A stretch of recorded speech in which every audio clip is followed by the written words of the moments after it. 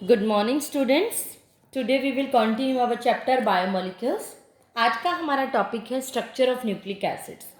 पिछली वीडियो में हमने न्यूक्लिक एसिड्स के बारे में पढ़ लिया था कि इसके अंदर न्यूक्लियोसाइड एंड न्यूक्लियोटाइड कैसे बनते हैं।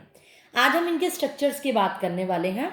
फर्स्ट जो स्ट्रक्चर होता है वो टाइप है प्राइमरी स्ट्रक्चर एंड सेकेंड होता है सेकेंडरी स्ट्रक्चर। यहाँ पर मैंने एक स्ट्रक्चर ड्रॉ किया हुआ है जो कि प्राइमरी स्ट्रक्चर को दिखाता है। या आप चाहो तो इस स्ट्रक्चर को इस तरह से आप देख भी सकते हो। मैंने क्या लिया है, ये न्यूक्लियोसाइड वाला ही केस लिया है। न्यूक्लियोटाइड का जो मैंने कल बताया था, ये क्या है, शुगर। ये B1 इसके साथ अटैच है बेस। जो याद है मैंने आपको कल रिंग वाला स्ट्रक्चर बताया था, पायरिन और पायरिमिडीन वाला, प्यूरिन्स एंड पायरिमिडीन। ये बेस वही है, कोई भी उसकी जगह मैंने B1 लिख लिया। ये बेस कोई भी हो सकता है, प्यूरिन्स का या पायरिमिडीन का, एडेनिन, ग्वानिन, थायमिन, उनमें से कोई भी हो सकता है। और यहाँ पर मैंने क्या कर दिया, इस रिंग को फॉस्फेट ग्रुप से लिंक कर दिया। और जिसके अंदर शुगर, बेस, फॉस्फेट तीनों हो तो वो न्यूक्लियोटाइड होते हैं। इसी तरह यहाँ पर भी sugar, base and phosphate, sugar, base and phosphate group attach कर दिया। और यहाँ पर मैंने क्या किया, सिर्फ लिंकेज किया, इधर कार्बन नंबर 1, 2 एंड 3। और इसके अकॉर्डिंग देखें तो 1, 2, 3 एंड 4 एंड 5, यानी कार्बन 3 और कार्बन 5 कार्बन की लिंकेज कर दी और वाटर मॉलिक्यूल को निकाल दिया। हमें पता है यहाँ फॉस्फेट के OH ग्रुप होते हैं 3, यहाँ से हाइड्रोजन निकाल दिया और ऊपर से OH, उन दोनों में से वाटर निकाल दिया, O के साथ बॉन्डिंग होगी। नीचे भी हमने OH, फॉस्फेट के साथ OH ग्रुप होता है H, और CH2OH भी होता है, वहाँ से भी OH, H और OH यानी वाटर निकाल दिए। जैसे हमने कल किया था सेव, वहाँ पर C1 और C5 कार्बन की लिंकेज की थी, लेकिन इसके अंदर हम किसकी कर रहे हैं, C3 और C5 कार्बन एटम की लिंकेज करते हैं। एक्चुअल में जो न्यूक्लियो एसिड्स होते हैं वो पॉलीन्यूक्लियोटाइड हैं। कल मैंने आपको बात बताई थी कि बहुत सारे न्यूक्लियोटाइड जब आपस में जुड़ते हैं, thousands of the nucleotide with the elimination of water, यहाँ पर मैंने क्या रिमूव किया है, वाटर। और इस पॉलीमराइजेशन रिएक्शन को हम क्या बोलते हैं कि इसके अंदर पॉलीन्यूक्लियोटाइड्स हैं, और इस स्ट्रक्चर को हम क्या बोलते हैं, प्राइमरी स्ट्रक्चर। ऐसी सीक्वेंस जिसमें 4 नाइट्रोजन बेस अटैच होते हैं शुगर फॉस्फेट बैकबोन से न्यूक्लियोटाइड चेन के अंदर, उसको हम क्या कहते हैं, प्राइमरी स्ट्रक्चर। अब यहाँ पर अगर मैं शुगर पे डिपेंड कर रहे हैं, यहाँ देखो मैंने X लिया है, अगर X की जगह मतलब वैल्यू है H है, अगर H है तो वो क्या होगी, मतलब OH ना होकर H है तो वो स्ट्रक्चर DNA का होगा जैसे कल बताए थे। लेकिन X की वैल्यू अगर OH है, ऑक्सीजन है, तो वो स्ट्रक्चर किसका होगा, RNA का। जैसे कल बताया था, RNA में से डीऑक्सी मतलब ऑक्सीजन निकल जाए और वो सेकेंड कार्बन से ऑक्सीजन निकाली है तो वो किसका स्ट्रक्चर बन जाएगा, DNA का। RNA से DNA कैसे बनता था, सेकेंड पोजीशन के कार्बन से हमने ऑक्सीजन कर देनी है रिमूव, और वो क्या बन जाएगा, RNA से DNA। तो यहाँ पर डिपेंड कर रहा है कि आप प्राइमरी स्ट्रक्चर DNA का बना रहे हो या RNA का। अल्टीमेटली वो स्ट्रक्चर न्यूक्लिक एसिड का ही होगा और ये उसका प्राइमरी स्ट्रक्चर होता है। यहाँ पर जो ये इस तरह से बेसिस, इस रिप्रेजेंटेशन से हमें ये पता चल रहा है कि जो प्राइमरी स्ट्रक्चर है न्यूक्लिक एसिड चेन्स का, वो इस तरह से बनाया जाता है। अब मैंने कहा कि यहाँ पर क्या है, बेसिस हैं। ये बेसिस B1, B2, B3 कोई भी हो सकते हैं। हमें पता है ये बेसिस कौन से होते हैं, एडेनिन, ग्वानिन, साइटोसिन, थायरिन और यूरासिल, ये बेसिस होते हैं। अब इन स्ट्रक्चर में क्या डिफरेंस होता है, एक्चुअल में DNA और RNA के सेकेंडरी स्ट्रक्चर के बारे में अब हम डिस्कस करते हैं। प्राइमरी स्ट्रक्चर में तो क्या है, ये सब हम डिस्कस करते हैं कि इस तरह से न्यूक्लियोटाइड्स का आपस में C3 और C5 कार्बन एटम की लिंकेज होती है। अब मैं आपको बताने वाली हूँ सेकेंडरी स्ट्रक्चर, वो थोड़ा सा क्या होता है, इससे डिफरेंट होता है। नाउ हेडिंग डालो, second secondary structure. Secondary structure जैसे हमने प्राइमरी स्ट्रक्चर किया, अब इसके अकॉर्डिंग हम इसका सेकेंडरी स्ट्रक्चर भी करेंगे। लेकिन कई बार हम शॉर्ट में अगर बात करें तो आप ये भी कह सकते हो, जो प्राइमरी स्ट्रक्चर होता है वो सिंगल हेलिक्स स्ट्रक्चर होता है, लेकिन जो सेकेंडरी स्ट्रक्चर होता है वो डबल हेलिक्स स्ट्रक्चर भी होता है। अब डबल हेलिक्स का क्या फंडा है, इसके अंदर डबल हेलिक्स होता है, सिंगल हेलिक्स होता है एक इस तरह से रबड़ की तरह चेन, इस तरह से घूमी हुई कोयल टाइप में। लेकिन डबल हेलिक्स में क्या होता है, इस तरह से कोयल क्या है, वो डबल डबल डबल मुड़ी हुई होती है। This is double helix, right. इसमें क्या होते हैं, अब हमें पता है कोई भी जो बेसिस है, हमें पता है न्यूक्लियोटाइड किससे मिलकर बनता है, एक तो नाइट्रोजीनियस बेस से मिलकर बनता है, प्लस शुगर से मिलकर बनता है, और प्लस फॉस्फेट, इन तीनों से मिलकर ही बनता है। यहाँ पर भी तीनों ही मटेरियल होंगे, तीन ही कंपोनेंट होंगे, क्योंकि अल्टीमेटली जो स्ट्रक्चर तो ये न्यूक्लिक एसिड का ही है और तीन कंपोनेंट ही होंगे। तो इसके अंदर जो ये वाला पार्ट होता है, ये बाहर वाली जो पोर्शन होता है, वो किसका मिलकर बना हुआ होता है? शुगर प्लस फॉस्फेट का मिलकर बना होता है। और जो यहाँ अंदर होते हैं वो क्या लगे होते हैं? बेस लगे होते हैं। और आपको पता है बेस कई होते हैं, प्यूरिन्स के भी हो सकते हैं एंड पायरमैडीन्स के भी हो सकते हैं। ये मैंने आपको पीछे से ही बताने लगी हूँ, जिसमें एडेनिन दोनों में मिला के adenine, guanine, thymine, cytosine and uracil कोई भी बॉन्ड बना सकता है। तो इसके अंदर जो बॉन्ड बनाता है, डीएनए के स्ट्रक्चर में ये डिफरेंस होता है। अगर डीएनए का स्ट्रक्चर है तो इसमें से 4 जो बेस होंगे वो कौन से होंगे? एटीजीसी। एटीजीसी मतलब इसका एक कॉम्प्लीमेंट्री स्ट्रैंड बनाया जाता है। एक एक्सरे की स्टडी की गई थी जिसमें डबल हेलिक्स स्ट्रक्चर बनाया था वाटसन ने। उन्हें इसके बात के लिए एक नोबेल प्राइज भी मिला था। उन्होंने क्या दिया था? एक कॉम्प्लीमेंट्री स्टाइल दिया था, एक रूल बनाया था, जिस रूल के अकॉर्डिंग इसके अंदर बेसिस को जोड़ा था, जिस रूल को हम कहते हैं चारगफ रूल। चारगफ रूल में क्या है? एक्चुअल में ये ई चारगफ नाम के साइंटिस्ट ने ही डिस्कवर किया था। चारगफ रूल है, अब आपको ये विजिबल हो जाएगा। उन्होंने क्या कहा था कि डीएनए के स्ट्रक्चर में क्या होने चाहिए? कॉम्प्लीमेंट्री स्ट्रैंड इस तरह से होना चाहिए जो कि नाइट्रोजीनियस बेस को आपस में एक प्रॉपर ढंग से जोड़े।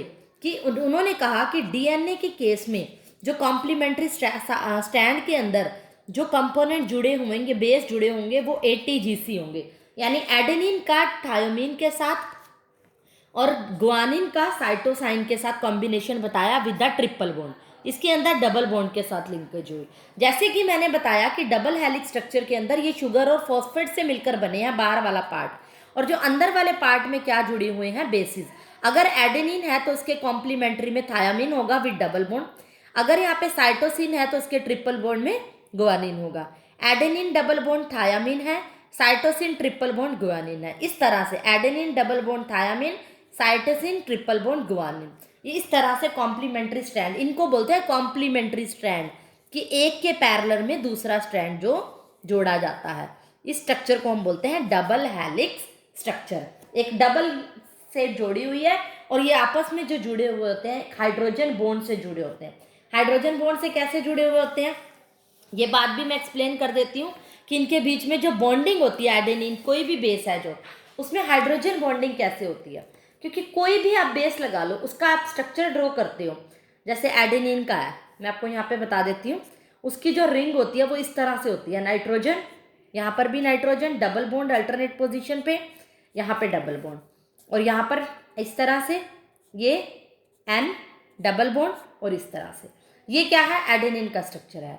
लेकिन अगर आप गुआनिन का स्ट्रक्चर देखोगे, यहाँ पर क्या है? एक नाइट्रोजन है। देखो, अगर मैं कोई साइटोसिन ले लूँ या गुआनिन ले लूँ, कोई भी स्ट्रक्चर की अगर मैं लिंकेज करूँ तो उसमें क्या होगा? यहाँ पर क्या है? नाइट्रोजन एटम है।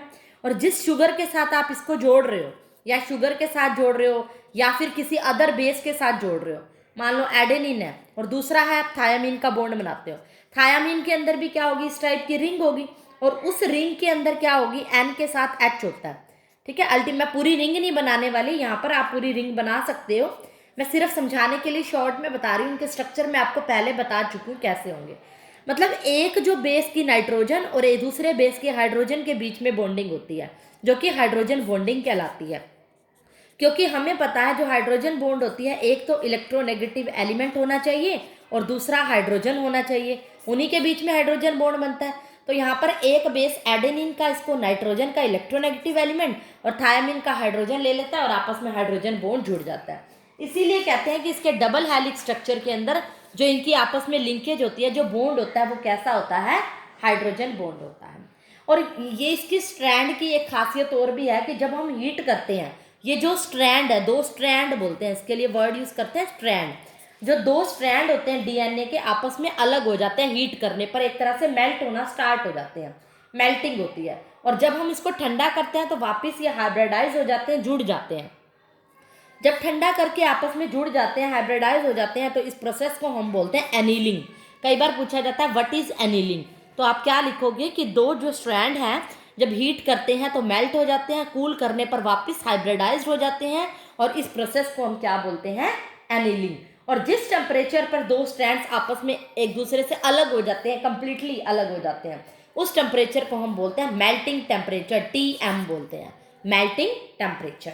तो कई बार ये डेफिनेशंस भी पूछ लेता है। इसी तरह जैसे मैंने आपको ये बताया, इसी तरह RNA के स्ट्रक्चर में क्या होता है, जो बेसिस होते हैं, यही इसमें इंपॉर्टेंट पॉइंट है, AUGC है, जिसमें थायामिन ना होके उसकी जगह यूरासिल होता है। स्ट्रक्चर सेम ही होगा, डबल हेलिक्स, लेकिन जो बॉन्ड बनेगा वो किसके अंदर बनेगा, एडेनिन और यूरासिल के, साइटोसिन और गायनिन के बीच में बनेगा। यानी एडेनिन, यूरासिल, गायमिन और साइटोसिन, ये 4 बेसिस होते हैं RNA के अंदर। लेकिन DNA के अंदर जो स्ट्रैंड होता है वो सिंगल स्ट्रैंड होता है, इसकी तरह डबल स्ट्रैंड नहीं होता, यानी कि सिंगल हेलिक्स स्ट्रक्चर ही होता है, और जो बेस होते हैं AUGC ही होता है। क्लियर? ये इसके अंदर बड़ा ही इंपॉर्टेंट पॉइंट है। इसमें कई बार इसके अंदर जो इंपॉर्टेंट है वो सेकेंडरी स्ट्रक्चर ही है, इसके ऊपर क्वेश्चन आ जाता है कि डबल हेलिक्स क्या होता है, स्ट्रैंड के कॉम्प्लीमेंट्री कौन होते हैं। Now next topic is biological functions of nucleic acids. Biological functions क्या होते हैं न्यूक्लिक एसिड्स के। अब हमने न्यूक्लिक एसिड्स के बारे में पढ़ लिया, उसके स्ट्रक्चर्स के बारे में पढ़ लिया।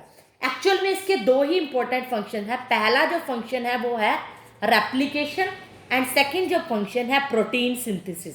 दोनों ही बड़े इंपॉर्टेंट फंक्शन है। कई बार डायरेक्ट क्वेश्चन आता है कि फंक्शंस बताओ इसके न्यूक्लिक एसिड्स के, और कई बार सिर्फ पूछ लेता है रेप्लिकेशन क्या होता है या प्रोटीन सिंथेसिस को डिस्कस करो। रेप्लिकेशन नाम से ही पता चल रहा है, रिपीटेशन वर्ड से बना है। जैसे कि मैंने कहा डीएनए के स्ट्रक्चर के अंदर क्या होता है, एक स्ट्रैंड होते हैं, 2 स्ट्रैंड आपस में जुड़े हुए होते हैं।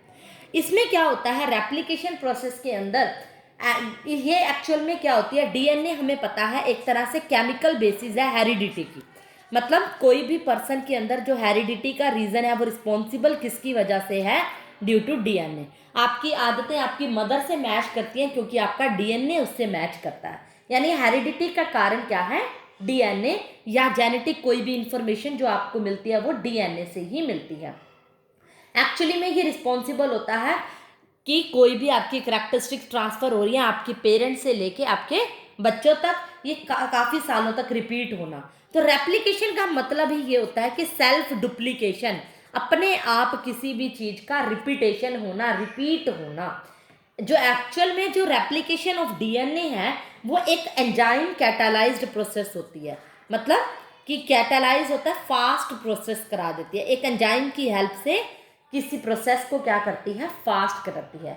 ये स्टार्टिंग में अनविंडिंग ऑफ द डबल हेलिक्स से स्टार्ट होती है। अनविंडिंग का मतलब क्या होता है, इसका जो स्ट्रैंड है वो डबल नहीं होता, बाद में हाइड्रोजन बॉन्ड ब्रेक होता जाता है और 2 आइसोलेटेड स्ट्रैंड बनते हैं। हमें पता है कि डीएनए के स्ट्रक्चर में 2 बेसिस आपस में इस तरह से जुड़ते हैं, एडेनिन थायोनिन के साथ जुड़ता है, साइटोसिन गुआनिन के साथ जुड़ता है विद द ट्रिपल बॉन्ड। ये स्ट्रक्चर हमें पता है, एडेनिन थायोनिन है, एडेनिन थायोनिन का स्ट्रक्चर होगा, किसी तरह से ये जुड़े हुए हैं। और साइटोसिन और गुआनिन का स्ट्रक्चर है, गुआनिन और साइटोसिन का है, इसका कॉम्प्लीमेंट्री यही होता है। क्लियर? तो अगर मान लो ये स्ट्रैंड है, ये ओल्ड स्ट्रैंड है कि पहले है, लेकिन आफ्टर रेप्लिकेशन क्या होगा, इसके बॉन्ड जो होंगे आपस में ब्रेक हो जाएंगे और ये स्ट्रक्चर आपको इस तरह से रिपीट होता हुआ नजर आएगा, जिसको हम क्या कहते हैं, replication of DNA. Bond break होने से ये बॉन्ड आपस में टूट जाएगा और ये किस तरह से बन जाएगा, ब्रेक कॉम्प्लीमेंट्री जो वो रहेंगे वो एक ही रहेंगे, एडेनिन और थायोनिन का कॉम्बिनेशन होगा। ये बॉन्ड की ब्रेकेज इस तरह से दिखाई हुई है। तो आफ्टर अ टाइम क्या होगा, इसके अंदर बॉन्ड की ब्रेकेज हो जाएगी और 2 स्ट्रैंड बन गए। यहाँ क्या था, एक सिंगल स्ट्रैंड था और यहाँ पर क्या हो गया, स्ट्रैंड डबल हो गया, टूट गए हैं। तो इसको हम बोलते हैं रेप्लिकेशन ऑफ डीएनए। डीएनए क्या हो रहा है, रिपीट हो रहा है। तो ये था हमारा रेप्लिकेशन ऑफ डीएनए, जो कि क्या है, एक बायोलॉजिकल फंक्शन है न्यूक्लिक एसिड्स का। इसको हम बेस पेयरिंग प्रिंसिपल भी कहते हैं कि ये जो बेस होते हैं शुगर के वो पेयरिंग हो रहे हैं। हर जो नया स्ट्रैंड होता है कॉम्प्लीमेंट्री होता है ओल्ड टेम्पल स्ट्रैंड के। जैसे मान लो ये ओल्ड है और ये न्यू स्ट्रैंड बना, ये भी इसका कॉम्प्लीमेंट्री होगा। कॉम्प्लीमेंट्री का मतलब सी जी के साथ जुड़ेगा, ए टी के साथ जुड़ेगा। ये इसका न्यू स्ट्रैंड जो कि रेप्लिकेशन के बाद हुआ, ये इसका पहले वाला स्ट्रैंड था। तो यहाँ पर एक तरह से जो हर कॉपी है वो पास्ड होगी। इसी तरह हमारे पेरेंट्स से हमारे बच्चों के अंदर जो आदतें होती हैं वो भी ऐसे ही पास होती हैं, resulting from the cell division. Actual में उनमें सेल क्या होता है, डिवाइड हो जाता है। एक्चुअल में उनकी हेरिडिटी भी एक जनरेशन से दूसरी जनरेशन तक क्या होती है, ट्रांसफर होती है। और जो डीएनए रेप्लिकेशन होता है वो सेमी कंजर्वेटिव प्रोसेस भी कहते हैं इसको। सेमी कंजर्वेटिव क्यों है, क्योंकि only 1/2 of the parental DNA conserve and only 1 strand is synthesize, मतलब आधा जो हाफ होता है स्ट्रैंड का वो एज इट इज रहता है और आधा ही हाफ क्या होता है, रिपीट होता है। इसीलिए इसको सेमी कंजर्वेशन भी कहते हैं, सेमी कंजर्वेटिव कह देते हैं। आधा तो एज इट इज रहा और आधा क्या हो गया, रिपीट हो गया, इसीलिए इसको सेमी, हाफ सेम और हाफ क्या हो गया, सिंथेसाइज्ड हुआ। जो सेकंड फंक्शन है बायोलॉजिकल फंक्शन वो है सिंथेसिस ऑफ प्रोटीन्स। प्रोटीन्स का भी सिंथेसिस करते हैं, न्यूक्लिक एसिड्स प्रोटीन्स को बनाते हैं, बड़ा इंपॉर्टेंट फंक्शन है। एक्चुअली जो प्रोटीन सिंथेसाइज होते हैं बाय आरएनए मॉलिक्यूल्स होते हैं। किसी सेल के अंदर जो आरएनए मॉलिक्यूल्स होते हैं वो की वजह से क्या होते हैं, प्रोटीन सिंथेसाइज होते हैं, बनते हैं। बट जो इनको मैसेज दिया जाता है सिंथेसिस ऑफ प्रोटीन के लिए वो किसमें कोडेड किया जाता है, डीएनए के अंदर। जो मैसेज है वो कोड किया जाता है, एक तरह से बदला किसके अंदर जाता है, डीएनए के थ्रू मैसेज दिया जाता है। प्रोटीन की सिंथेसिस आरएनए के अंदर और मैसेज की जो कोडिंग होती है वो डीएनए के अंदर होती है। 3 तरह के आरएनए होते हैं एक्चुअल में। फर्स्ट होता है एमआरएनए। एमआरएनए का मतलब होता है मैसेंजर आरएनए, जो मैसेंजर का काम करता है मैसेज का। सेकंड होता है स्मॉल आरएनए, मतलब आर का मतलब राइबोसोमियल। राइबोसोमियल एक तरह का सब्सटेंस होता है जो इसके सेल के अंदर प्रेजेंट होता है। एंड थर्ड जो पार्ट होता है वो होता है टीआरएनए। ये स्मॉल ही लगाने, आपने ध्यान रखना है, फर्स्ट लेटर आरआरएनए, एमआरएनए और टीआरएनए। टीआरएनए क्या होता है, ट्रांसफर आरएनए, जो कि आरएनए को ट्रांसफर करता है। और मैसेज हमेशा किसमें कोडेड होता है, जो कि डीएनए के अंदर। और आरएनए के 3 टाइप है। तो अल्टीमेटली सिंथेसिस ऑफ प्रोटीन का काम कौन कर रहा है, न्यूक्लिक एसिड का आरएनए पार्ट। और जो मैसेज मतलब प्रोटीन्स के अंदर तो दोनों ही आ गए ना, न्यूक्लिक एसिड के अंदर आरएनए भी डीएनए। सिंथेसिस का काम आरएनए कर रहा है, मैसेज कोडिंग का काम डीएनए कर रहा है। और कई बार टाइप्स पूछ लिया जाए आरएनए के, ये होते हैं। और अगर आपसे डिफरेंस पूछ लिया जाए डीएनए और आरएनए में क्या है, तो आप बड़ी इजीली बता सकते हो। यहाँ मैं आपको फिर भी हिंट दे देती हूँ। डीएनए और आरएनए में बड़ा इंपॉर्टेंट क्वेश्चन है, गिव द डिफरेंस बिटवीन। जो इसके अंदर शुगर प्रेजेंट होती है वो कौन सी प्रेजेंट होती है, डी राइबोज होती है, डी राइबोज शुगर। लेकिन इसके अंदर सेकंड 2-डीऑक्सीराइबोज, सेकंड कार्बन से ऑक्सीजन निकाल दी जाती है। मैंने स्ट्रक्चर में भी ये बात बताई है, ये होती है। और इसके अंदर क्या जो स्ट्रक्चर होता है डीएनए का स्ट्रक्चर, वो डबल स्ट्रैंडेड होता है, डबल हेलिक्स होता है। लेकिन इसके अंदर सिंगल हेलिक्स स्ट्रक्चर होता है, ये डिफरेंस भी हो गया इसके अंदर। डीएनए जो होता है मेनली न्यूक्लियस के अंदर होता है, सेल के, हमेशा सेल के न्यूक्लियस के अंदर ही प्रेजेंट होगा। लेकिन ये सेल के साइटोप्लाज्म के अंदर प्रेजेंट होता है। साइटोप्लाज्म भी एक फंक्शन है। डीएनए रेप्लिकेशन की प्रॉपर्टी भी शो करता है, इसमें रिपीट होता है डीएनए, लेकिन ये रेप्लिकेट नहीं होता, इट डज नॉट रेप्लिकेट। ये हेरिडिटी को कंट्रोल करता है। कोई भी आदतें जो ट्रांसफर होती हैं हमारी डीएनए की वजह से होती हैं, लेकिन ये सिंथेसिस ऑफ प्रोटीन को कंट्रोल करता है। अभी हमने पढ़ा है ना कि प्रोटीन सिंथेसिस किसके लिए रिस्पॉन्सिबल है, डीएनए। ये इसके मेजर पॉइंट थे। जो डीएनए मॉलिक्यूल्स होते हैं बहुत ज़्यादा लार्ज होते हैं, उनका जो साइज बहुत ज़्यादा होता है, और ये आरएनए के मॉलिक्यूल का साइज बहुत कम होता है। लेकिन एक बात और आपने भी बतानी है, आपको मैं बता देती हूँ। जो मैंने आपको सेकेंडरी स्ट्रक्चर बताया, इसमें ये स्ट्रक्चर बता दिया। इसके अंदर ना आप थोड़ा सा ये भी ऐड कर लेना, इस जो स्ट्रक्चर का एक एंड को 3' नाम दिया जाता है, एक 5', क्योंकि मैंने आपको प्राइमरी स्ट्रक्चर में बताया ना बॉन्डिंग 3 और 5 कार्बन एटम के बीच में होती है, इसीलिए इसको नाम दिया जाता है 3', 5'। और इसका जो डायामीटर होता है 2 नैनोमीटर होता है, और इसके बीच की जो लेंथ होती है एक स्ट्रैंड के 3.4 नैनोमीटर होती है। और यहाँ पे एक बेस के बीच का जो डिस्टेंस होता है 0.34 नैनोमीटर होता है। ये सारा डाटा आपको बुक में भी मिल जाएगा, बट एक बार आपको अगर स्ट्रक्चर आ जाता है तो सेकेंडरी स्ट्रक्चर, तो ये सारी बातें आप लिख के इसको थ्योरेटिकल फॉर्म में कन्वर्ट कर सकते हो। तो आज हमारा ये बायोमोलिक्यूल्स ख़त्म हो गया है, हमारे सिलेबस के अकॉर्डिंग इतना ही है। तो आज के लिए हमारा सिलेबस कंप्लीट हो रहा है। तो अब आपने हाफ ईयरली के अंदर यहाँ तक बायोमोलिक्यूल्स तक जितने भी चैप्टर हो गए हैं वो आपने कंप्लीट करने हैं। Thank you, that's all.